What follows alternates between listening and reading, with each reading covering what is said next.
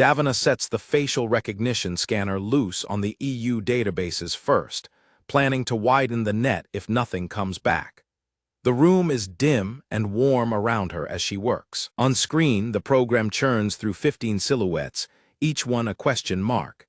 The progress bar barely crawls past 3%. He leans back, arms crossed, quietly confident. That domino mask won't fool this program. Even a man used to the shadows gets caught on a camera eventually. She decides to check on Mikey while the scan runs. The laptop beeps before she's even out of the room. Match identified. She freezes. She's back at the table in a second, hunched over the screen. That was fast. The match is a selfie. A young man in a pink and gray tracksuit flashing a peace sign in some urban backdrop. Not exactly the shadowy professional she was picturing. He has a Snapgram account. His profile is a gallery of ordinary life. Grimacing for the camera, lounging on a bench riding a skateboard. Certainly not camera shy. Then she stops. Wait a minute, this can't be right. Across the house, Mikey presses both hands to the glass, watching something outside. Something's up, duck, he tells the white plush bird on the sill. From his angle, a woman in a white dress walks away from the house, carrying a blue and white container past the stone gate. He watches her go. Adam catches him there, a hand landing on his head. Curiosity whacked the cat Mikey. Mikey stares up at him, all seriousness.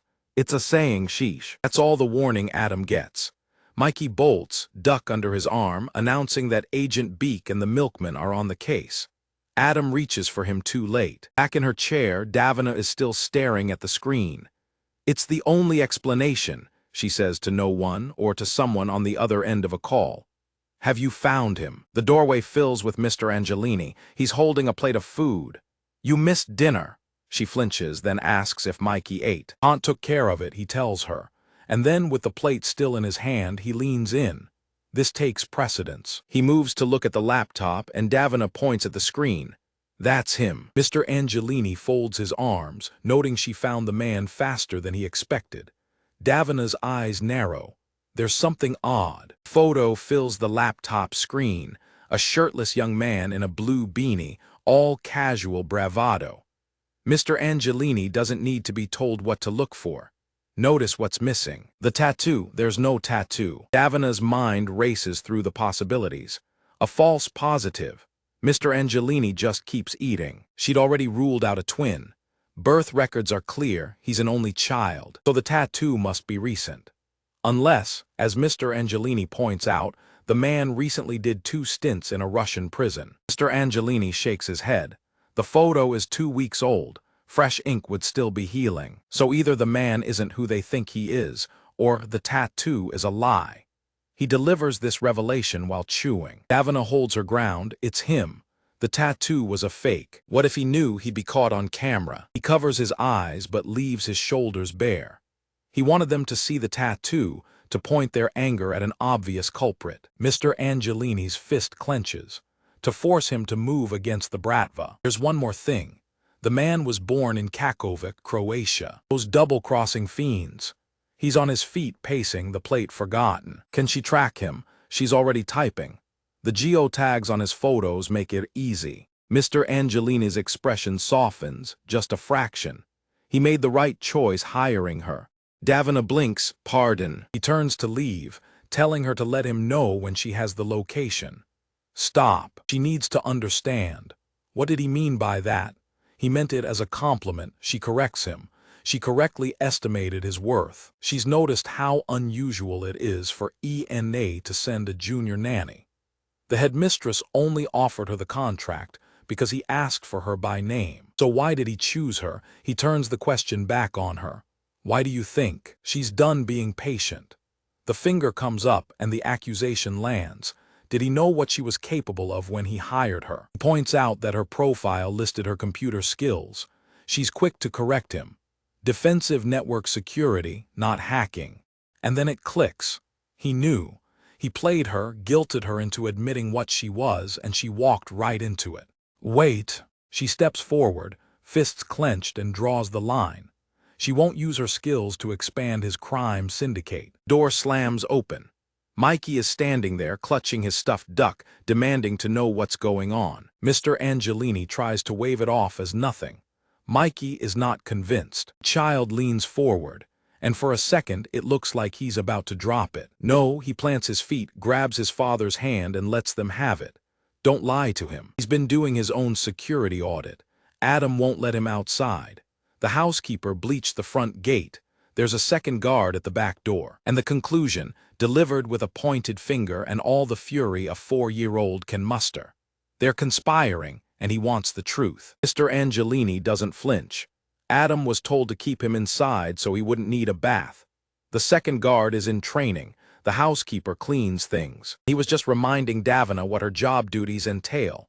Smooth, too smooth. Damn him. He turns it on her. Isn't that right? She's alone on one side, father and son on the other, and there's no room to answer honestly. Bremerton is there, a step behind her, reciting the contract like scripture. Protect and care for the charge. Obey the primary client.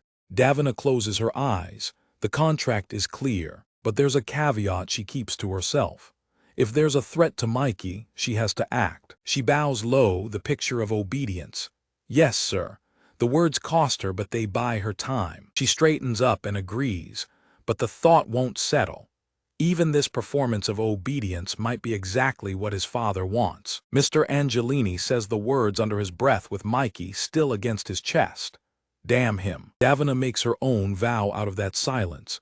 If Mikey is ever threatened, she acts, even if the action plays straight into his father's hands. At night, the estate sits lit behind its gate, holding still before she arrives. She knocks at the door with the envelope already in her other hand. Mr. Angelini opens it and asks from the doorway before she is inside. It's done. It is. She hands him every location the Croatian posted from that was not his home or a legitimate business. He looks down at the paper and the answer comes out sure. Just what I need. Then he says what the list is for. After this, they will be too busy to threaten his family. Davina stays beside him at the map, but marks out the one line. She would rather not know what he does with it. He hears it as the pause it is, and asks was there something else. There is. She has arranged an art class for Mikey tomorrow. He has talent, she says, and it will be a good outlet. He decides the transport the same way he decides everything. Adam will take him there and back. She starts to argue, and he cuts her off by repeating it. She says very well, and closes the matter. The click of the door lands in the same place she left him. She is cold again. Alone with a small pendant he turns in his hands, he sees the sentence start. I need her, but... The sentence ends against the wall. He pushes in a red pin and says it low. That's for can't afford any distractions. The next morning starts quiet. A knife slicing an apple into a white bowl. Catches her at the counter and the request starts out formal. Coffee, signor. Then breaks off. He restarts with her first name instead, Davina. She just says she'll get it, and the whole morning tilts slightly. Over the mocha pot, she slips the comment about the morning news into the conversation. No big deal, just something on the net. Croatian weapon caches were hit before dawn. 500,000 in merchandise gone. He reminds her she was the one who said she did not want to know what he did with this kind of information. She answers with a small hum and no follow-through. The coffee gets the last word, and his smirk says the point landed anyway. Davina tells him to relax. Then he says what she is really waiting for. It was not him. For now, the matter closes with the kitchen. She asks really, and he makes the simple case. She has met every one of his people. There is no manpower left to pull off a move like that. She concedes with a quiet that is true, but her eyes drop before she finishes the thought, as if the story is still settling somewhere. Then he plays the card he was holding back. He does not have manpower, but he has Babushka Yakovlevna's personal number. Name lands fast. She repeats it as the weight, the Bratva's Babushka. Cut to Babushka Yakovlevna herself, the old queenpin who runs all the Bratva's operations in Western Europe. Back in the kitchen, she is still stuck on a U that never finishes. He sips and gives the missing piece. The Russians take their tattoos very seriously.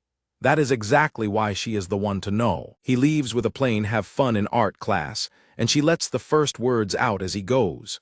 That man. The sentence finishes itself. He is in deeper than she thought. The Da Vinci art class, she runs the pitch.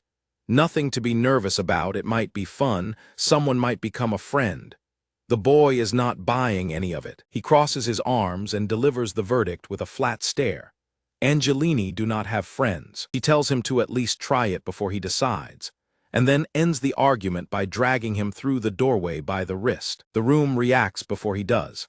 The women ask which agency she is from and declare his little suit darling. They guess British, then Milan for sure. She leaves them to it and gives the boy the simpler instruction: be kind to the other children. He asks why, then answers it himself. Because the world will not be kind, and that gets said with a perfectly flat face. She goes into the full comedic canta. Should she have inflicted one child on the innocent child? In very much. The other children close in before she gets an answer. New kid, were you at church? A fancy party? His suit does not get normal first introductions. He whips around to face the children, indignant. Linen to a party? He would never. He plants a fist over his heart and announces the family name to the whole room. Angelini, not to be forgotten. The other kids scatter, but a curly-haired boy in a sailor shirt steps forward and tells them to leave him alone. He offers Mikey an apron with a bright smile. Mikey takes it, awkward but softening. The boy keeps chatting, asking what his father does for a living. He answers his own question with sparkling confidence. A dentist. Then he asks how Mikey supports the family enterprise. Mikey hesitates, brushes his teeth. Mikey gives him a flat, unimpressed look. It's a start. The teacher claps for attention and announces today's project. Something for their parents. Davina appears in the doorway, beaming. Well, how did it go? She's told she can't stay, so she tosses the apron aside and says she'll have to come back next week. Mikey is already walking ahead. Curly-haired boy waves goodbye. Davina adds a dry note about Louis needing shading help, fearing he might be colorblind. In the car, the driver turns back with a grin, asking what Mikey painted. Mikey says it's not for him. Mikey presses, asking if the driver will make him something next week. The answer is flat, unlikely. The driver starts saying he's partial to mosaic, then goes quiet, eyes sharpening on something ahead. Davina leans forward, gripping the seat. What is it? Hang on. The car swerves hard, tires screaming across the asphalt as the driver cuts the wheel. The jolt throws them forward. Davina wraps both arms around Mikey, pulling him tight against her chest. Adam turns back, apologetic. He had to be sure. Davina's stare says that answer is not good enough. Then her eyes go wide, fixed on something outside the window. Is that? The dark car pulls up alongside them, close enough that the gap between the two vehicles looks like a mistake waiting to happen. Adam's U-turn didn't shake them. Adam confirms it out loud, eyes fixed on the road ahead. They're being followed. Davina asks the driver if he can lose the car on their tail. Mikey's answer is to grip the seat and demand more speed. From above, the red car is pulling ahead of the gray sedan. Not lost yet, but the gap is growing. Adam has a plan. Drop Davina and Mikey off fast, use the car as a decoy and draw the tail away. He's already twisting the wheel as he says it. Mikey doesn't want to hear it. Why not just go to the house? Because the pursuers are too close, Adam says. Pulling up to the gate would leave them sitting ducks at a choke point. Davina takes the thought further. A fight in front of the compound and Mikey could end up in the crossfire. So the plan stands. She unbuckles Mikey, and when he asks if she's really throwing him from a moving car again, she tells him Adam will slow down this time. The car skids, tires smoking, and Davina goes out with Mikey clutched against her chest. They land against a brick wall, hidden in shadow, as the red car roars off without them. Adam's drawing the tail away, except the gray sedan passes right by where they are pressed against the wall. They hold perfectly still. Davina leans out to peek around the corner, and Mikey yanks her back before she can see anything. The sedan pulls up and idles right in front of their hiding spot. Davina realizes what it is. A second tail waiting for them. Then the car peels away without ever spotting them. Davina lets out the breath she's been holding. That was too close. Mikey's fear turns to anger. Who was that? Who would dare? Davina has to admit she doesn't know. But she can guess. She puts the suspicion away for now and takes his hand. Time to get him home. Back at the estate, Mr. Angelini stands at the iron gate with 2 armed guards, the sunset behind him. A rustle from the direction of the gate catches his attention. It's Davina rushing in with Mikey. Mr. Angelini drops to his knees and folds the boy into his arms. He already has Adam's briefing. Now he wants to know if there was any trouble after she and Mikey separated. Davina reports a second tale, both lost on the way back. No incidents. Mikey, meanwhile, is still processing the horror of the neighbor's backyard, which apparently contains hundreds of garden gnomes. He calls it horrifying with a straight face, and Mr. Angelini can't help but ask if that's really what scared him. He steers Mikey inside with a hand on his head, telling him to change out of his uniform. Once the boy is out of earshot, Mr. Angelini drops the warmth. The threat was real, he says, and it's because Davina has made enemies. She doesn't flinch. The man they're hunting won't admit it, but he feels guilty, and he has to have known the Croatians would figure out he ratted them out. That settles it. He'll augment security and she'll cancel Mikey's art class. What's done is done. All she can do now is damage control. The plan is barely agreed on before Mikey comes running back. Something forgotten, shouting for his papa between the adult's legs. It turns out he didn't forget anything. Mr. Angelini made him a painting and holds it out for the boy to see. It's a portrait of a blonde woman, and Mr. Angelini tells Mikey he has a good memory. It looks just like her. Davina offers to paint one of Mikey next week. The wince on his face suggests he's not entirely sold on the idea. She starts to bring up the canceled art class, but Mikey's grip on her shoulder cuts her off before she can finish. Mr. Angelini decides the painting belongs in his study, and Mikey is already planning to frame it himself. As they walk back toward the house, Mr. Angelini changes his mind. Don't cancel the class, he says. Just stay close to Mikey. Davina accepts with a simple "of course, sir." She heads inside, but Mr. Angelini lingers, phone in hand, knuckles white around it. Call comes through, the ring cutting through the quiet. It's Gabriel, his nephew, and Mr. Angelini's tone is ice. What a surprise. Gabriel gets straight to it. He needs a favor. Specifically, he wants Niccolo and Valentine sent to him for the Lion project, the minimal contingent they agreed on. Mr. Angelini tells Gabriel the city is heating up, the Russians and the Croatians going at each other, and infighting is bad for business. He hopes his nephew isn't caught up in it. He insists he stays out of such things, but the instability worries him. So he offers to send pillars to secure their position, meaning Nico and Val. The silence on the other end stretches, and he prompts for an answer. He offers to send the doctor instead, claiming he has no wet work for her. Behind him, a ghostly woman with glasses and a head covering appears, a memory he doesn't acknowledge. But he changes his mind. She makes her own work, he says, and that won't be necessary. He confirms the plan. Valentine and Niccolo have a job to tie up, but Gabriel will have them by next week. Then the protective turn. He asks about his grandnephew, hears he's fine, and makes it clear he wants it kept that way. He asks about the tails, the pursuers, assuming it was the Croatians. But a shout of boss cuts him off. Adam has finally lost them. He's catching his breath, and his first question is about Mikey. Mikey and Davina are safe inside. Mr. Angelini breathes out a "thank Christ," and Adam credits him for drawing the danger away. The handshake says the rest. He won't forget it. Adam stammers, insisting it's just his job, and deflects the credit to Davina, who jumps out of cars like a champ. Mr. Angelini files that away. Does she? Good to know. Adam keeps walking, still talking. Even knowing where they found her, she exceeds expectations. They're lucky to have her. Mr. Angelini just hums. But when Adam's gone, he corrects it. Luck had nothing to do with it. Inside, Davina stands at the gate, reading a notice she's holding, unaware of the conversation that just placed her value in his ledger. Davina sits alone on the bed in the dim room, knees drawn up, staring at her phone. The empty search result on Gabriel's network stares back.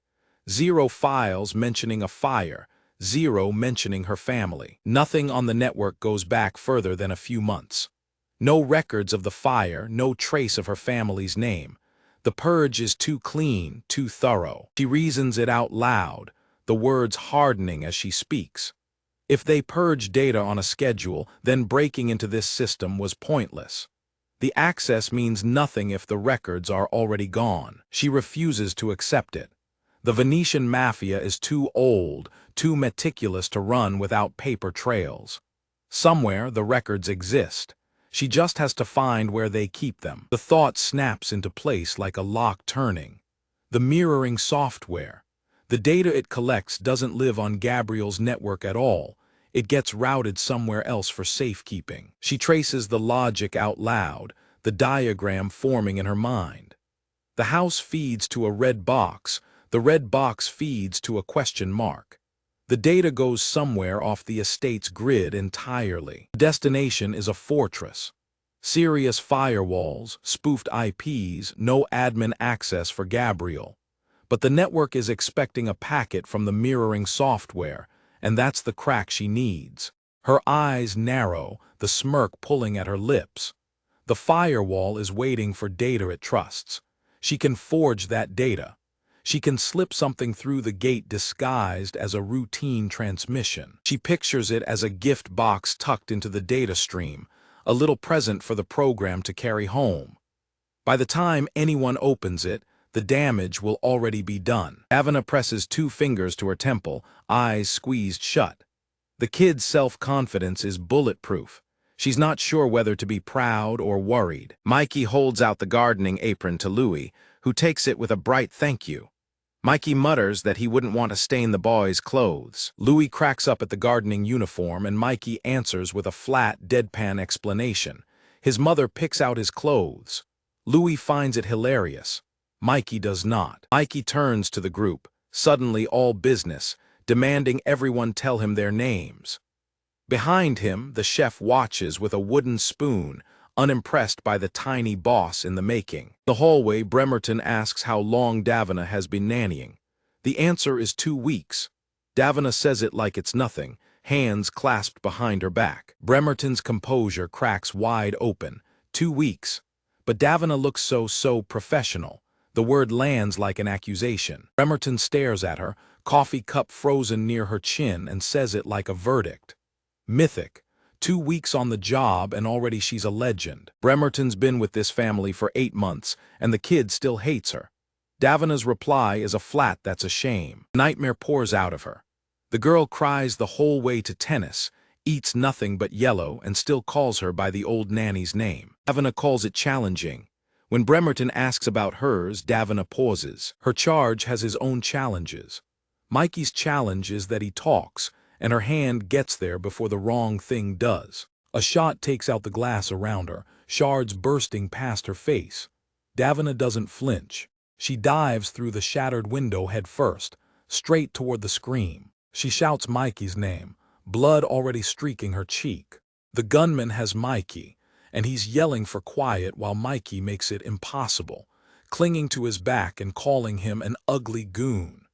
The other children cower with their hands up. Davina leaps straight at the gunman. The gunman's shout halts her mid-charge. Stay where she is or the kid gets hurt. Davina skids to a stop. Her counter is colder. Let the boy go or you're the one who gets hurt. Mikey shouts her name. Davina answers with a sound, no words. She launches herself at him, full speed. A bullet catches her midair. She spins with the impact, blood arcing across the room. Davina hits the floor crumpled, blood pooling around her. Mikey screams no, still fighting from the gunman's back. A woman with a gun and a confident smile joins him. She tells him to head out the back way so the driver doesn't see them. He says he'll clear a path. A long, weak cry from the floor. Davina's one open eye follows the blurred shapes carrying Mikey away. She drags herself after them, leaving a trail of blood, calling his name. Adam arrives demanding to know where Mikey is. He heard shots. Then he sees the blood and swears. She's been shot. Davina gives him one word, tracker. Adam tries to stanch the wound, but Davina waves him off, calling it a graze, and shows him what she's found on her phone. Mikey has a tracker. The tracker puts him underground, near the Sayon River. Adam recognizes it as the old textile traboules, the underground passages, and tells her to forward the location to Gabriel. She's already done it, and starts to suggest they regroup when he gets here. No. She cinches the bandage tight and breaks into a sprint, leaving Adam reaching after her. The tunnels aren't far, she tells him, and she's faster on foot. The city blurs past her. Everything narrows to a single thought: get to Mikey. She reaches the entrance to the trabbles, gasping, and picks her entry point. A rusted padlock is all that stands between her and the tunnels. She snaps it clean off with a shout. The effort costs her. She stumbles, clutching her side, blood seeping through the fresh bandage. Her vision blurs at the edges, but she keeps moving. Almost there. She finds him bound on the stone floor and shouts his name, but Mikey's scream is a warning. Look out. A huge man in a gray shirt is already swinging a curved blade down at her head. The blow connects, sending her reeling, but her hand is already rising with her gun. She levels the weapon and gives one command: don't move. The woman from the escape joins her, matching her stance. That's my line, Davina tells her. But the woman isn't an ally. She's part of the ring that closes in around Davina, her gun now trained on her, with Mikey held at gunpoint behind her. Even if she takes out a few of them, the woman warns, the kid won't escape the crossfire. Davina demands to know who they are and what they want, and Mikey gives her the answer. They are the Croatians, and they want to punish his father for being a better mafioso than they are. The comment sends the gray-shirted man charging, but Davina is already pivoting to meet him, not helping Mikey. The woman lays out the grievance.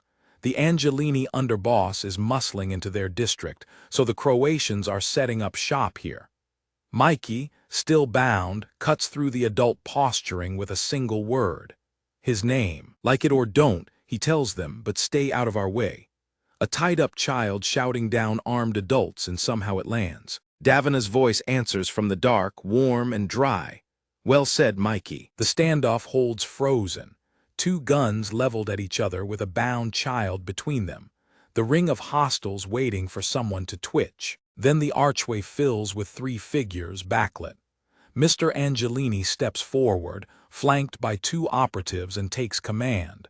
We'll take it from here. The power in the room shifts the moment he says it. Davina's voice cuts through the chaos. One name shouted like a warning that changes everything. In a dim corridor, Valentine and Niccolo pause mid-step, catching the alarm. Valentine's the first to ask what's coming. Who are these people walking into their operation? She's not really asking. She's already reaching into a small red pouch, checking her ammunition and giving Gabriel a dry look, a throwdown on their first day back together. Typical. Niccolo's grinning, arm extended like he's presenting a prize. And there's the prize, Mikey, tied up on the ground, eyes bright with excitement instead of fear. His favorite minimafioso, right on schedule. Gabriel lets himself soften for half a second, eyes closed, a quiet smile. He missed these too. The sweat drop on his cheek says he's not about to admit how much. The warmth doesn't last. A hulking man steps in, shouting them out of the city. This territory is spoken for, and he means it. Gabriel doesn't flinch. He just adjusts his jacket, gun loose in his hand, and asks if a man who can't hold onto his own weapon's caches is really in a position to make claims. Davina watches him poke the hornet's nest and asks the obvious question. Is he trying to make them angrier? The woman on the other side answers for him. She's got the Bratva in their corner now, she warns, but that alliance won't hold, and the Marseille mob won't take this encroachment lying down. Davina meets her threat with one of her own, gun already out. Father and son really are cut from the same infuriating cloth. It's a standoff now, both women with guns raised, Mikey caught between them on the ground. Davina starts to threaten, but the woman cuts her off.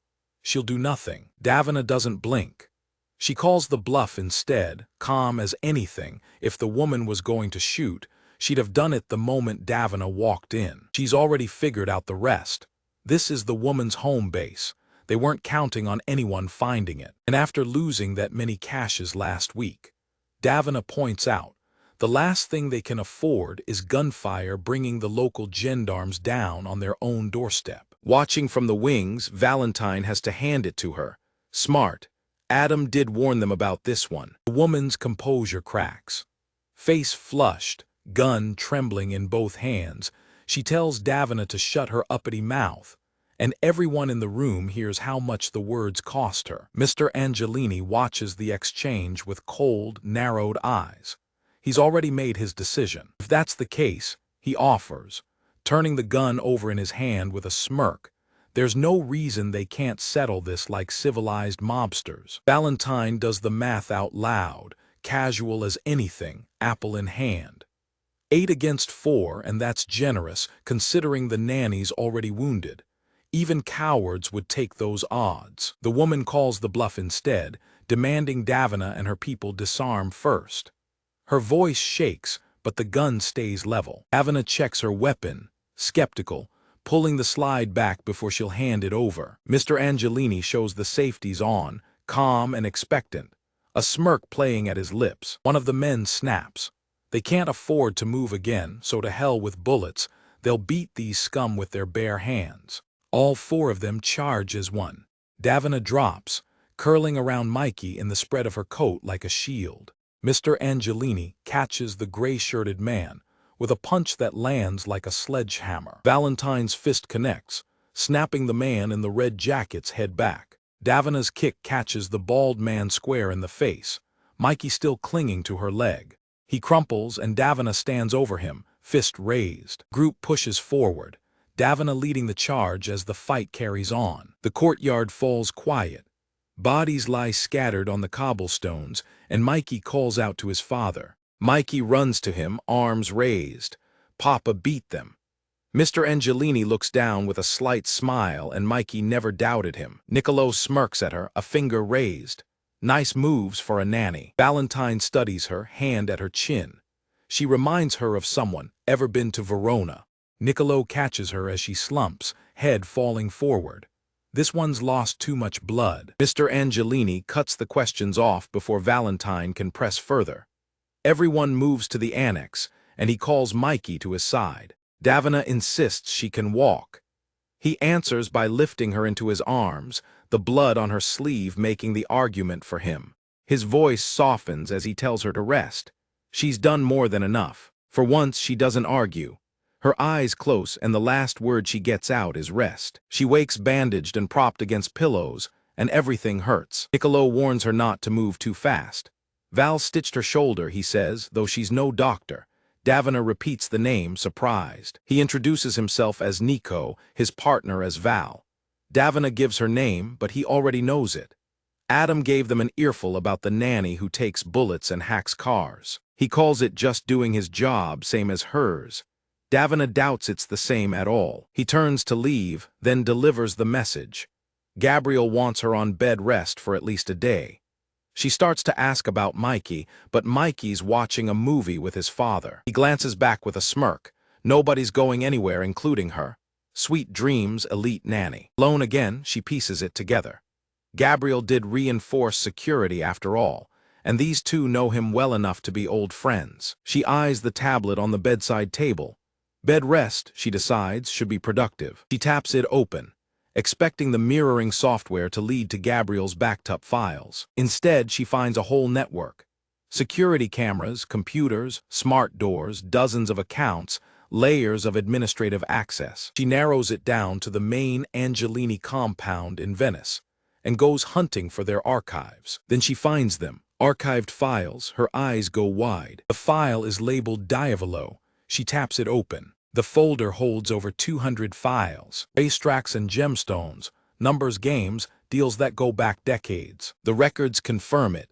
Her family was in organized crime. One thing is for sure, her parents are criminals and money launderers.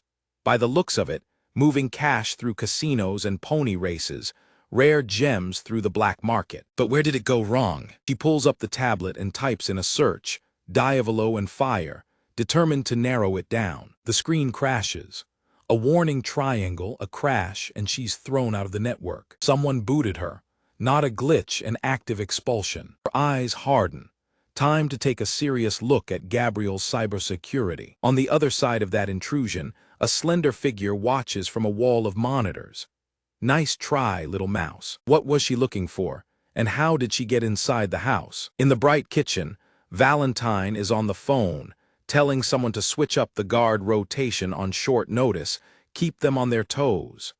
Nico smirks and adds, make them hate you, you mean. Davina walks in, bandaged and wary. Valentine asks if she's supposed to be up. She came to thank them. If they hadn't come yesterday, Mikey might have been hurt. Valentine waves it off, leaning in close.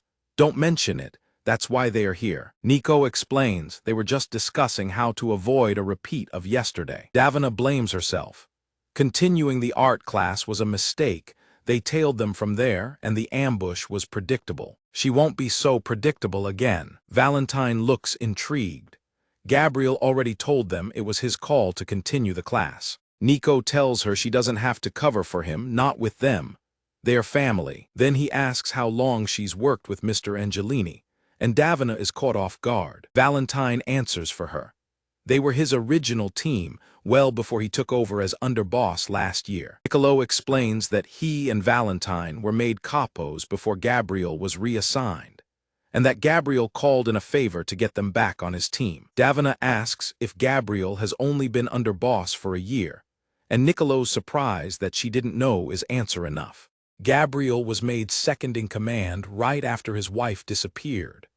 Behind Niccolo, the ghost of the missing woman lingers, a reminder of the cost of that promotion. Niccolo calls the timing odd, and Valentine's glare is a warning not to say that to anyone else. Valentine is left wondering what she's not being told. Davina, in another part of the house, questions why the underboss is personally overseeing something so small. A cabinet door creaks open. Davina's quiet "oh no" says everything about what she's found. She switches to a bright, forced cheerfulness and excuses herself, waving off their confusion. Something about Mikey's boiled eggplant breakfast, and she's gone. Niccolo sees right through it. Is that a no? The door slams behind her. She finds Mikey on the floor, clutching a stuffed duck to his chest.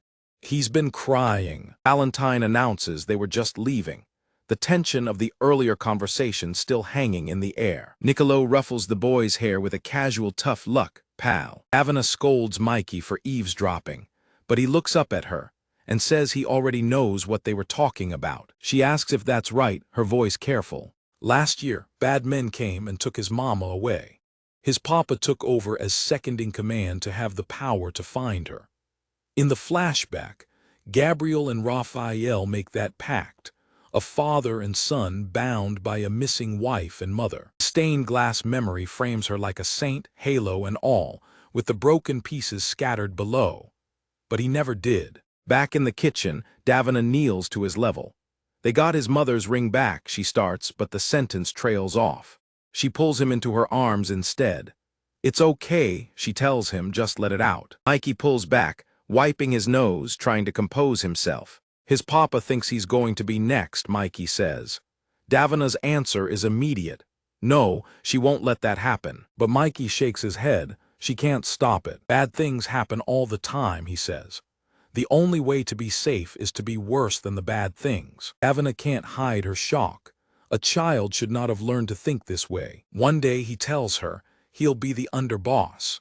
He'll find the people who took his mama, and no one's mother will ever be taken again. This boy means every word of it. That night in the garden, Gabriel told her he had a goal for Mikey, and if it's what she imagines, then the path this boy is on is going to be harder than he thinks. The scene shifts to a dim corridor, where Wiz stands before a heavy metal door marked with a red cross. He knocks. A woman opens it, glasses and a red top. She greets him as the resident wizard, asks if he's come to join the fun. Wiz asks if the boss is in there. She steps aside, and now the blood shows. A lab coat stained with it, a hand raised and wet. She's calm, almost amused, inviting him in. Wiz declines. He'd rather not. From inside, the boss tells her not to tease the boy, he hasn't the stomach for it. Inside, the boss waits with her, a broad-shouldered man with gray hair and a beard. Wiz gives his report. Someone gained access to the encrypted servers, and it looks like an inside job. He's describing Davina's work, though he doesn't know it yet. You know what he doesn't. Subscribe now before the next chapter drops, because being behind isn't an option.